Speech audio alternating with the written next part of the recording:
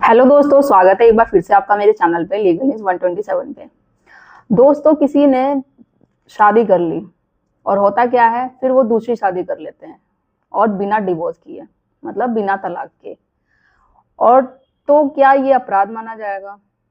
IPC धारा 494 के तहत ये बाइगिंग का अपराध माना जाएगा, बिना डिवोर्स के दूसरी शादी।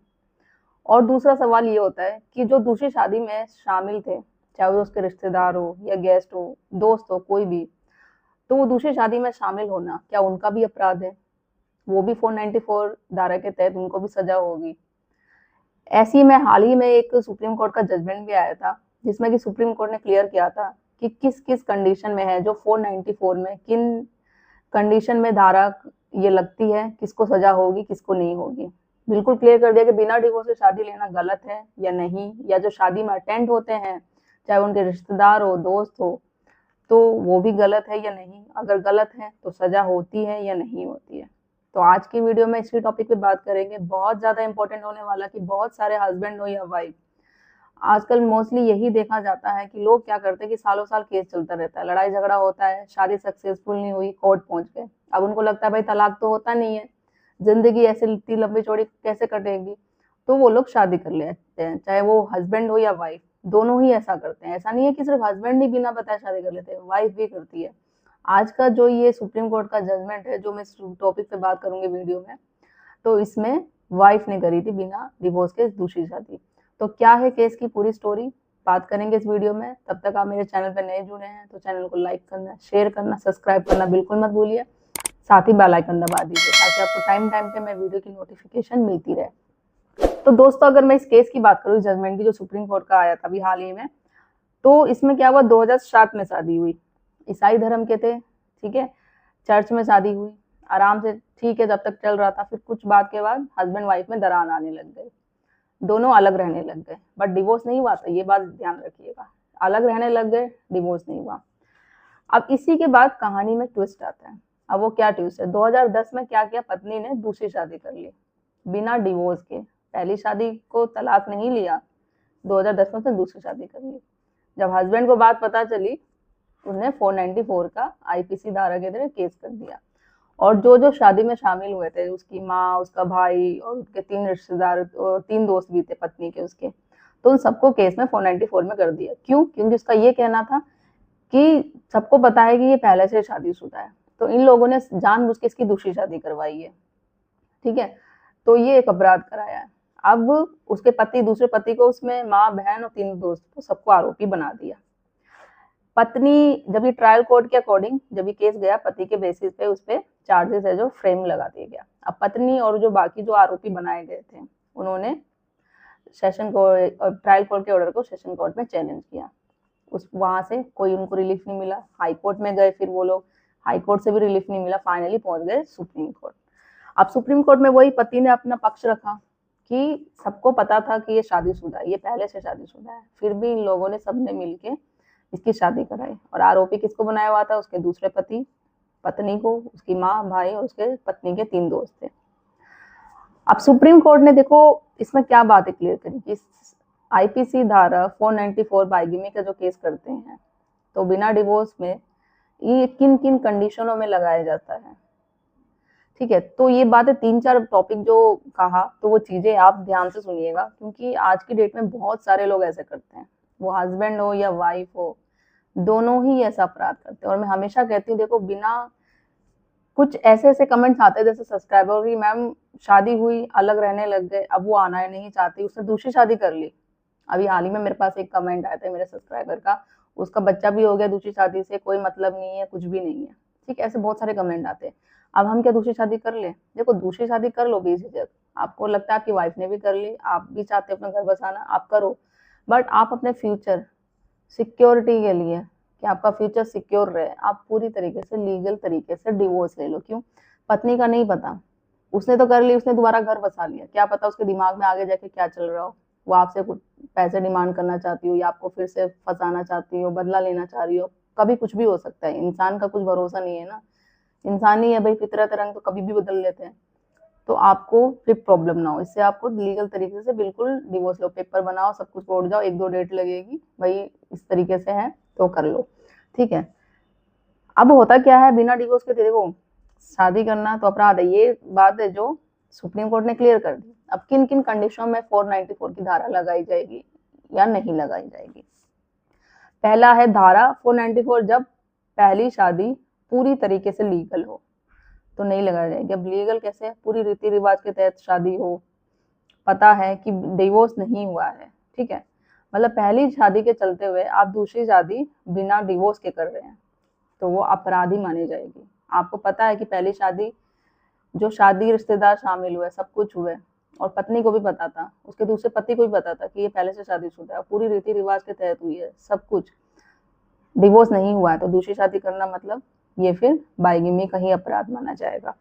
बात होती है दूसरी शादी जो हो रही है, जो इसमें भी केस में हुई थी, सभी रीति रिवाज के तहत हुई थी। रीति रिवाज मीन्स की लाइक अगर आपकी शादी इसमें तो हुई, या कुछ केसों में होता है कि नहीं होती है, लाइक वो कोर्ट मैरिज कर लेते हैं, किसी को पता ही नहीं चलता, चुपके से शादी कर लेते हैं। रीति रिवाज मीन्स जो सारे रस्म होते हैं, सब कुछ होता है, सिंदूर बनना, मंगलसूत्र पहनाना, ये सारी चीजें, अगर आप दूसरी शादी में नहीं हो रहे तो वो वैलिड नहीं मानी जाएगी। पहली शादी में ये सारी चीजें हुई है, ठीक है, सब कुछ हुआ है, पंडित आया है, सारी चीजें, सबकी चीजें हुई है, तो वो वैलिड है। दूसरी शादी में आपने ऐसा सब कुछ नहीं किया है तो वो वैलिड नहीं माना जाएगा, ठीक है। अब सबसे बड़ा क्वेश्चन ये होता है कि जो शादी में अटेंड हो रहे हैं लोग, तो वो क्या अपराधी माने जाएंगे। सुप्रीम कोर्ट ने क्लियर कहा, देखो अगर जिसे मालूम नहीं है कि भाई इसकी दूसरी शादी है, ये पहली शादी है, ठीक है, तो वो सिंपल सी बात है, वो अपराधी नहीं माने जाएंगे। बट हाँ, जिनको मालूम है और फिर वो जानबूझ के इसकी दूसरी शादी करा रहे हैं, चाहे वो हस्बैंड हो या वाइफ, किसी की भी, ठीक है, तो वो अपराधी माने जाएंगे और उनको सजा भी होगी। अब इस केस में क्या हुआ कि इस केस में जो पत्नी के माँ है और भाई, वो निर्दोष पाए गए, क्योंकि उनको ये नहीं पता था उनकी पहली शादी हो रखी है, और उसके दोस्त भी थे, जो उसका दूसरे पति को और पत्नी को, उस पर केस कंटिन्यू 494 का धारा लगने के लिए किया गया, क्योंकि वो अपराधी माने गए, उनको नहीं पता था बाकियों को, तो इसलिए वो निर्दोष साबित हुए, उनको केस से हटा दिया गया। अब देखो, जो सुप्रीम कोर्ट का जजमेंट आया है, इस जजमेंट से आपको क्या सीख मिलती है, आप ये बताइएगा, ठीक है, कि सबसे मोस्ट इम्पोर्टेंट थिंग्स यही कि बिना डिवोर्स के शादी करना गलत है, उसमें 494 बाइगेमी का अपराध माना जाएगा, उस पर केस होगा। और दूसरा, आप ये जरूर करके, एक अगर दिमाग में आपके क्वेश्चन क्लिक होता है कि जब भी आप कभी शादी अटेंड करते हैं, आपको पता है कि वो जो शादी हो रही है वो किसी की पहली शादी है या दूसरी शादी है, और अगर दूसरी शादी होती है, आपको तो भले ना पता हो, तो अगर दूसरी शादी होती है, कोई केस चलता है, कुछ भी होता है, जैसे ही सेम जजमेंट में हुआ, तो आपके खिलाफ भी क्या कोई एक्शन होगा। तो इसका जवाब तो वैसे मैंने आपको दे दिया है, सुप्रीम कोर्ट ने भी क्लियर कर दिया था कि अगर आपको पता नहीं है कि वो दूसरी शादी हो रही है उस पर्सन की, आपको कोई आइडिया ही नहीं था, तो कोई केस नहीं होगा। हाँ, बट आपको पता है सब कुछ और फिर भी आप शादी में शामिल हो रहे हो, अटेंड हो रहे हो, मतलब कि आप उसमें अपराध में शामिल हो रहे हो, तो फिर एक्शन लिया जाएगा, सजा भी हो सकती है। तो बहुत सारे जो भी अभी वीडियो मेरे सब्सक्राइबर देख रहे हैं, चाहे वो हस्बैंड हो या वाइफ, सेम सिचुएशन से देखो गुजरते हैं, आज की डेट में यही हो रहा है। देखो जितने भी कोर्ट में केसेस जाते हैं, सब मैट्रिमोनियम से रिलेटेड जाते हैं, हस्बैंड वाइफ के ही केसेस रिलीज जा रहे हैं, डिवोर्स का ले लो, तलाक के ले लो, कोर्ट में जाते हैं, सबको पता है, देखो कोई भी इतनी आसानी से कोर्ट तलाक नहीं देता है, वो भी यही कोशिश करते हैं, शादी हुई है रीति रिवाज के तहत हिंदू मैरिज एक्ट में, तो शादी को निभाया जाए, तो वो चांस देते हैं, काउंसलिंग कराएंगे, मेडिटेशन कराएंगे, तो इस वजह से टाइम लग जाता है। अब तलाक तो हस्बैंड वाइफ चाहते हैं, बट किसी के पास कोई ग्राउंड होता नहीं है, आधार होता नहीं, किस आधार पर तलाक दिया जाए, एविडेंस भी तो चाहिए ना, कि अगर आपके पास क्रूरल्टी हुई है तो वो प्रूफ दिखाइए। अब वाइफ दिखा नहीं सकती है, वो कहानी बोलती रहती है कि हाँ ये सारी चीजें, कोई प्रूफ होता नहीं है, हाँ सीरियस है, सब कुछ दिखाया जा रहा है, मेडिकल है, सर्टिफिकेट सब कुछ है कि भाई हस्बैंड के साथ कर रहा है, तो फिर तो चलो तलाक हो जाएगा। सेकंड, सबसे मोस्ट इम्पोर्टेंट, अगर दोनों आपसी रजामंदी से तलाक ले रहे हैं, फिर हो जाएगा, या फिर हस्बैंड या वाइफ किसी में से उसका अडल्ट्री का प्रूव है, ठीक है, अडल्ट्री में है रिश्ता, प्रूव है, एविडेंस है, सब कुछ है, तो इस आधार पर भी हो जाएगा। अब जो दूसरा आता है कि भाई एक पार्टी रेडी है, दूसरी पार्टी रेडी नहीं है, पत्नी नहीं चाहती तलाक देना या पति नहीं चाहता, तो इसमें सालों साल केस लग जाते हैं। कहीं ना कहीं जाके एंड जब आप पत्नी को पूरी तरीके से मोरल डाउन कर लेते हो या परेशान कर देते हो, पूरी तरीके से प्रेशर कर देते हो, तो लास्ट में कभी होता है, इससे मैंने इससे रिलेटेड वीडियो बनाई है, मेरे चैनल पे जाके देखिएगा कि एक तरफा तलाक देने में किस तरीके से आपको आप कन्वर्ट करोगे उसको आपसी तलाक में, और जीरो मेंटेनेंस पे। तो वो भी हो जाएगा, बट टाइम लगेगा। तो बट फिर क्वेश्चन ये आता है, हस्बैंड वाइफ जब तक तो परेशान हो जाते हैं, वो चाहते हैं दूसरी लाइफ स्टार्ट करना, या फिर वो लिविंग में आ जाते हैं किसी के साथ रिलेशन में। आप सोचते हैं भाई ये तो केस चल ही रहा है, तलाक तो हो ही नहीं रहा है, कोर्ट तो दे ही नहीं रहा है क्योंकि हमारे पास एविडेंस नहीं है, या फिर टाइम लग जाएगा, चाहता ही नहीं है कोर्ट, बहुत तरीके के दिमाग में क्वेश्चन आते हैं। तो वो क्या करते हैं, बिना डिवोर्स के दूसरी शादी कर लेते हैं। कोर्ट जब तलाक ही नहीं दे पाया तो हमें क्या पकड़ लेगा, हमें क्या सजा हो जाएगी, तो वो शादी कर लेते हैं। और ये दोनों ही करते हैं, पति ही नहीं करता है ऐसा, वाइफ भी करती है बिना डिवोर्स के। तो आज की डेट में कोई किसी से कम नहीं है, कम कम इनसे कोई तरीके से अगर देखा जाए, कि सभी चाहते अपनी दोबारा लाइफ स्टार्ट करना, कि एक तरफ से पहली हमारी शादी सक्सेसफुल नहीं हुई तो इस भरोसे हम अपनी आज पूरी जिंदगी कोर्ट कचहरी के ताने में तो नहीं गुजार सकते, तो ये सोच के सब कर लेते हैं। बट वही बात कि बिना डिवोर्स के शादी करना अपराध है। अगर आप पकड़े गए, आप और प्रूव आपके पास सबूत आपके स्पाउस ने दे दिया, कोर्ट में पेश कर दिया, तो हो ही जाएगा।